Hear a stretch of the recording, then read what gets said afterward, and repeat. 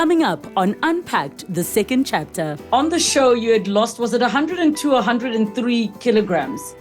About 102. It's not about starving yourself. It's about eating the right groups of food. And would you say you are loving your body more? In the first 2-3 years, it's very difficult.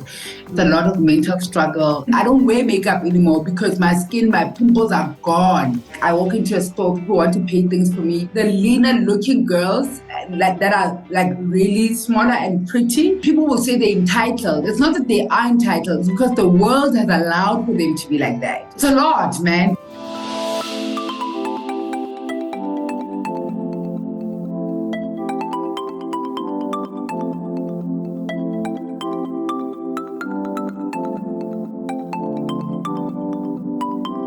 She lost over 100 kilograms and she came to Unpacked with Relebogile Mabotja to share her story of how it happened, but also the side effects. We get to catch up with her. Take a look.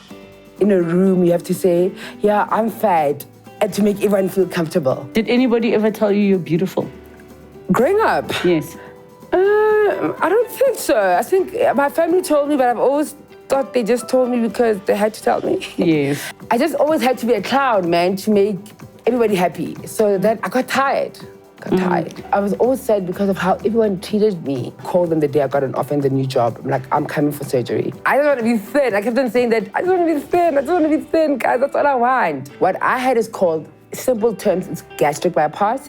But in scientific terms, it's bilipancreatic diversion with duodenal switch, right? You will puke until you can't believe your life. I think I had to dig deep on why did I do this surgery? You know, and I realized I realized of the people pleaser. I realized I lived to make everyone happy, but never myself.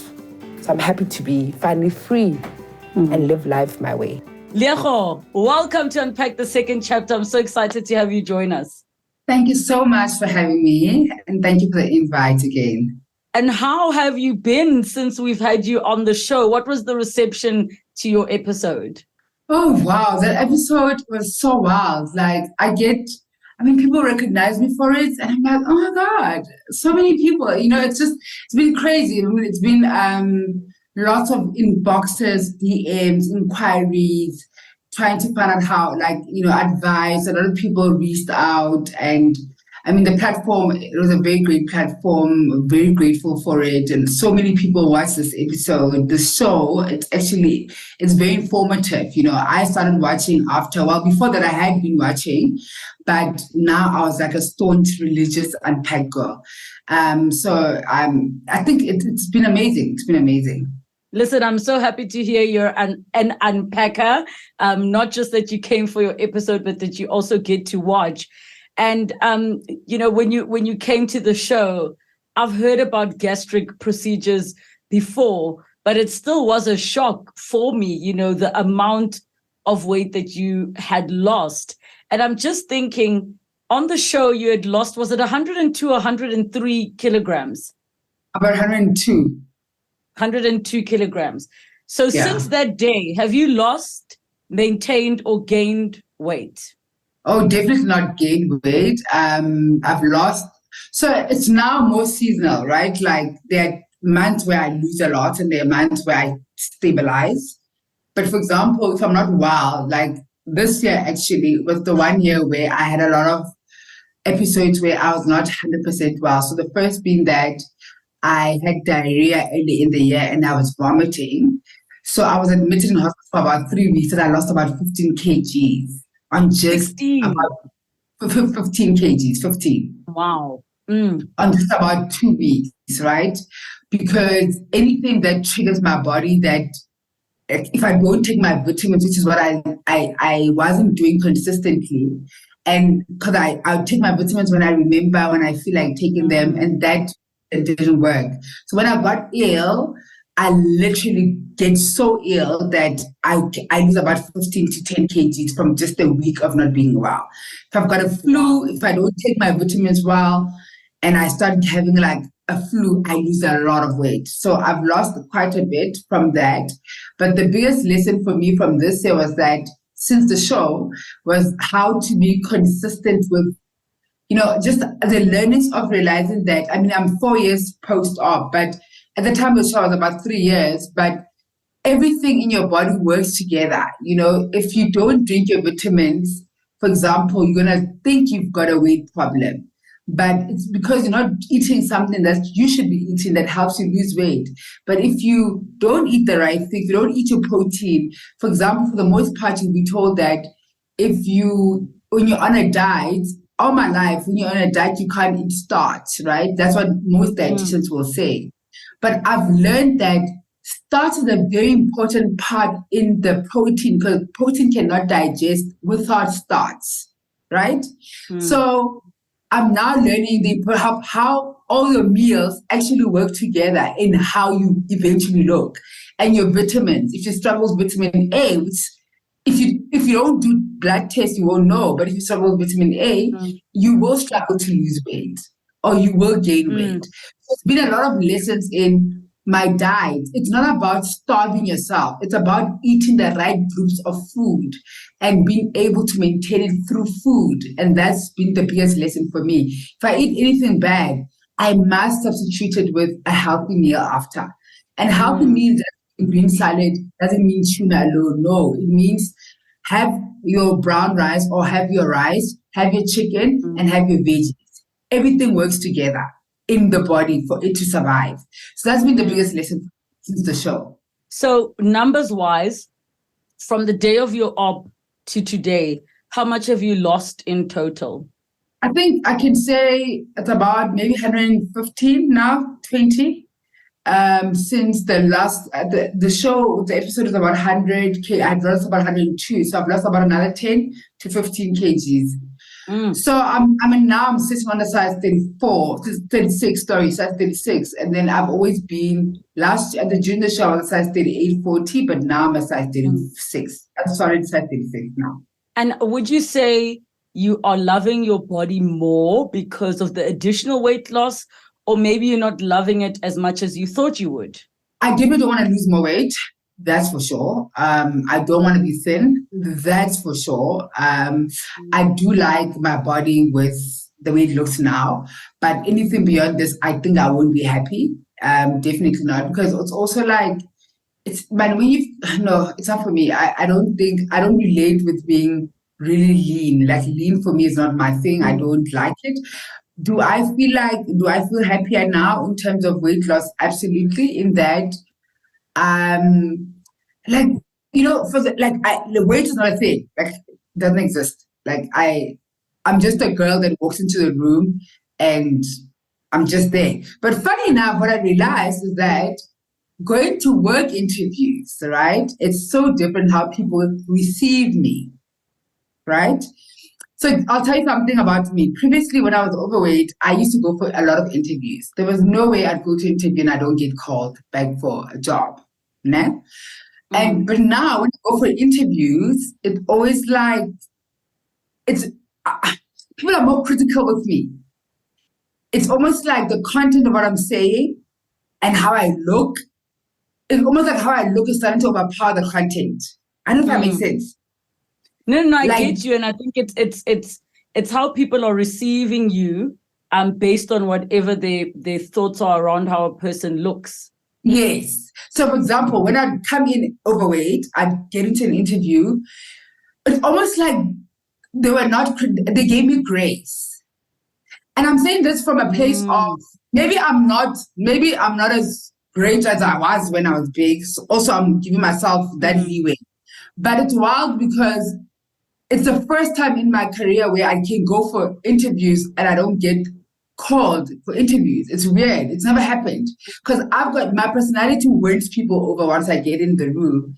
But now how I look is like, now they look at me differently, man. I don't know. Like people are different in how they look at me right now. Is it not maybe that because of how, especially with part of our last conversation, that when you were your bigger self, you were a lot bigger with your personality as a bit of compensation for all the weight you were carrying around. And now that you've gotten smaller, that even you yourself, your personality is evolving because now you know I'm a different size. Society looks at me different. Maybe you're blending more. So is it also not possibly a new energy that you're putting out that matches your size, but also how you feel on the inside, if that makes sense?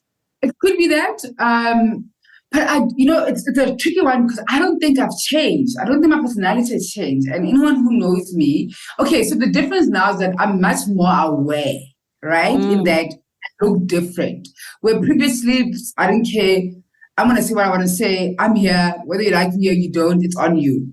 Whereas now, I'm much more mindful, right, of... maybe you are right. Maybe it is that I'm much more mindful of how I look, and maybe I try to tone myself down a little bit now. But I don't entirely also think so because I've got a big personality. I think my personality is who I am. Like, it's almost like, I always say it was God's gift to me. My personality is one of those things that God gave it to me, and it's my thing, right? Is it not like Okhudile? Like maybe happy to Khudile also. Khudile, like you've grown up, and it's not to say the bubbliness gets away. I mean, I can definitely relate to you in that regard, but I realize as I've gotten older, I've become more refined. Maybe that's the way to say it. Yes, I think Khudile, I'm channeling it differently.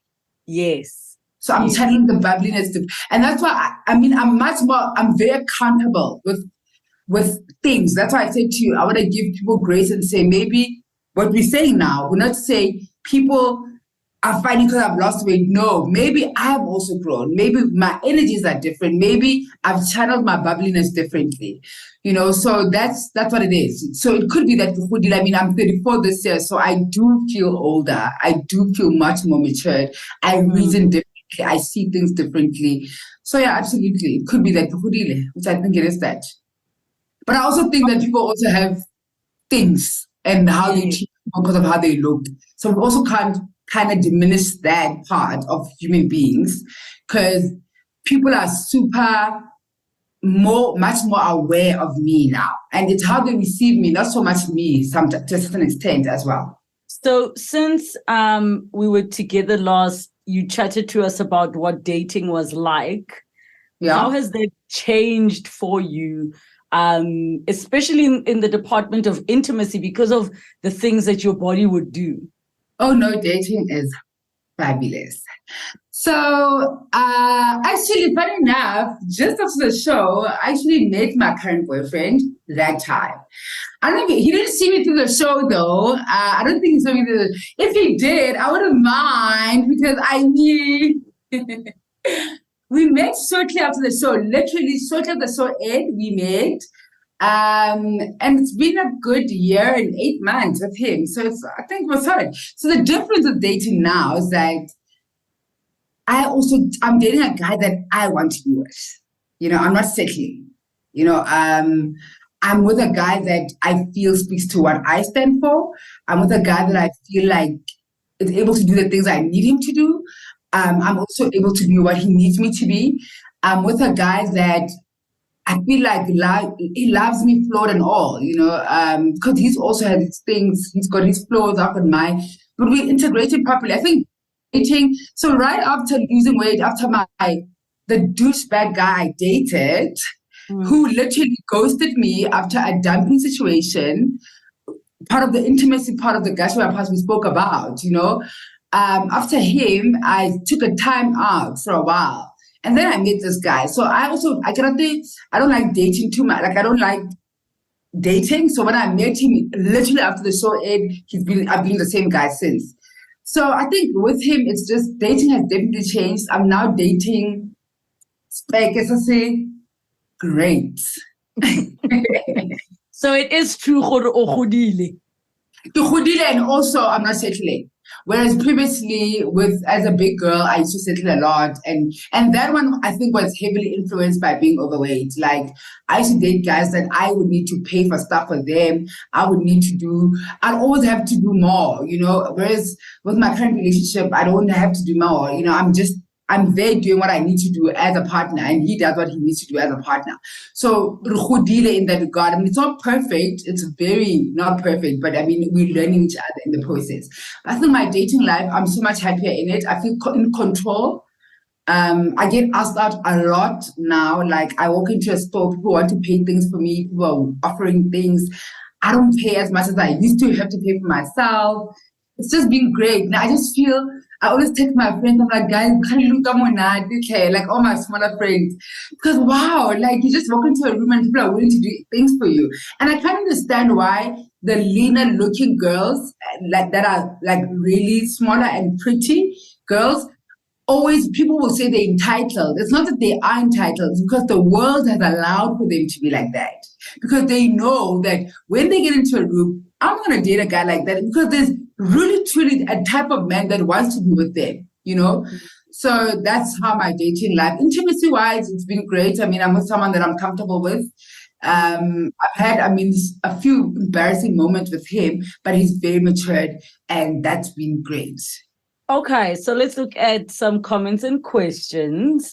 At Bonnie M5963 says, this was so informative. Thank you both for this. I really thought weight loss surgery was a quick fix. It sounds like it needs a lot more dedication and work. What would you like to share on that comment?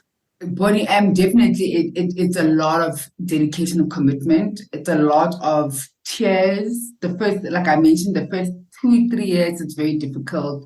It's a lot of mental struggle. It's a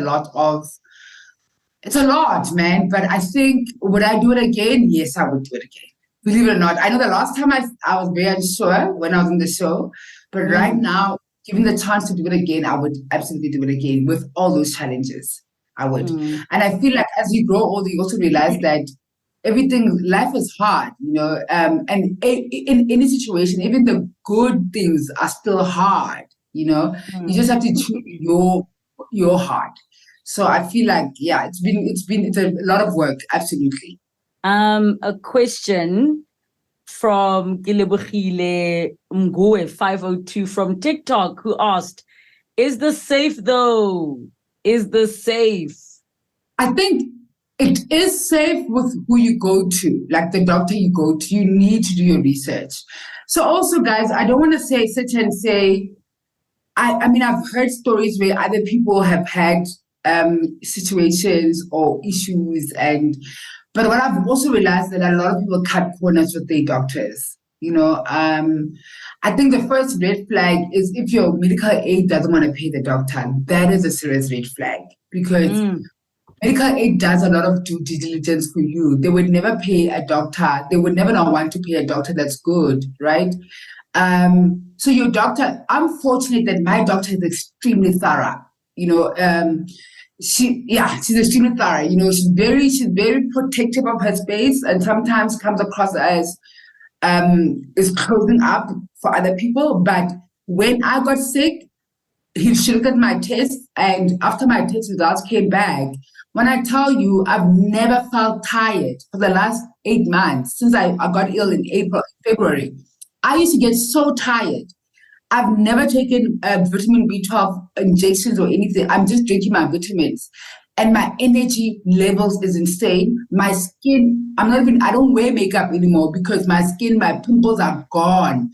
You know, she checks everything to the T and how everything works together, potassium, this and that. I drink a lot of vitamins, but I'm feeling so good. For example, another one, talking about safety, she picked up that my calcium intake is super low, right? Remember, the stomach is small, so my food, the amount of food I get is not enough. Yeah, absorption is not enough, right? So which then means that my calcium intake is really low, because remember, I also don't drink milk because I'm lactose intolerant, right? So when I do drink milk, it's when I need it. Then I do take supplements for calcium. However, my supplements are not getting absorbed too well. So the calcium supplement is not getting absorbed and my vitamin A is not getting absorbed. So what she's now doing is that as part of the corrective measures, which I still go see my doctor twice a year, she then put me on, I'm going for what you call bone density test. right? To minimize me getting osteoporosis later on. The So osteoporosis, yes. osteoporosis, yes. So she can tell that if she doesn't do anything with it now, I will have osteoporosis. And whereas I don't have children, and later when I want to conceive, you don't want to have issues of bones. So what are we doing now? She's then put me in I'm going for a bone density test, which will then look at my bone density and what I need. Then based on the results that come out, I'm going to go for a bone density treatment where I will then see a specialist who works with bones, right? And I'll be given treatment. So this is the kind of doctor I see. When I had I don't even go for IV drips now because my vitamins are so good. Another example, earlier this year, I had vitamin A issues. I didn't know vitamin A plays such a big role in your body. My eye started tearing itself, right? Went to the ophthalmologist where they picked up that my eye is not great. Put me on treatment, but the doctor did not run tests there. When I saw my endocrinologist, she picked up that my vitamin A is not being absorbed well, which then means that my absorption is not well. She looked at my stomach length in terms of the gastric bypass when they were sorting the length of absorption.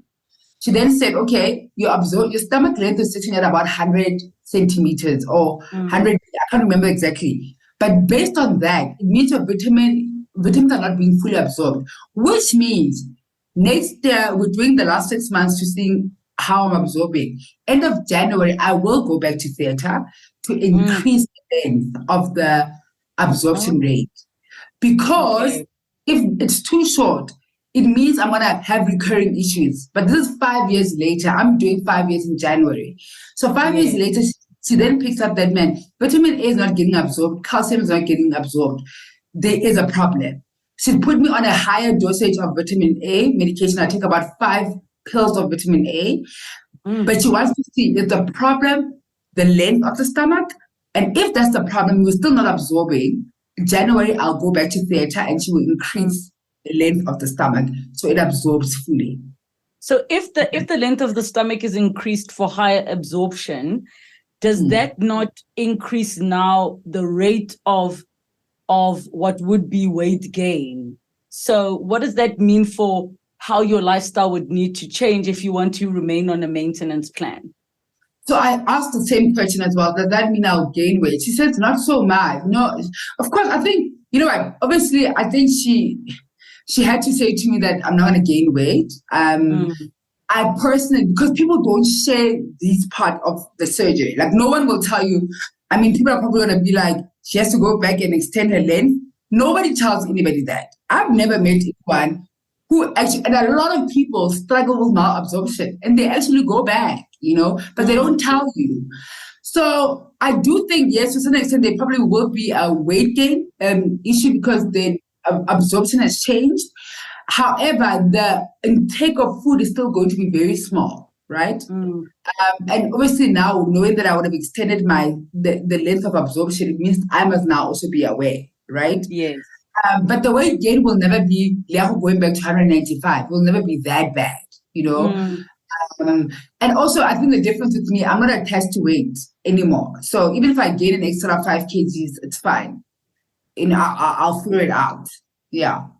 So that's the safety part, the issues I'm faced with right now in terms of the surgery, but they don't stress me at all because my medical aid is going to cover the surgery 100%, the extension of the absorption, my maintenance of it. I still go to the doctor consistently, and she is very thorough, extreme. I mean, I'm telling you these things. She sits there and literally goes through your blood test line by line. Yeah, Leago, I think it's so interesting that you've been sharing with us. It's not a once-off event where like boom, it's done. It's an ongoing journey, and especially with your health. And I really hope that the procedure goes well when you get to that point, and that things are going to be fine with your bones, with your intake and absorption of things like your vitamin A and your calcium, and that you don't develop any more problems going forward. But thank you so much for coming to catch up. and to bring us up to date with where you're at. And do keep us just in the loop of how your journey is going. I think it's so important, like you say, sharing your story so publicly must have helped so many people that have found themselves in the same situation as you or are exploring doing that type of surgery. So thank you so much for coming through again. Such a pleasure. Thank you so much for having me. Gastric bypass surgery is not a quick fix.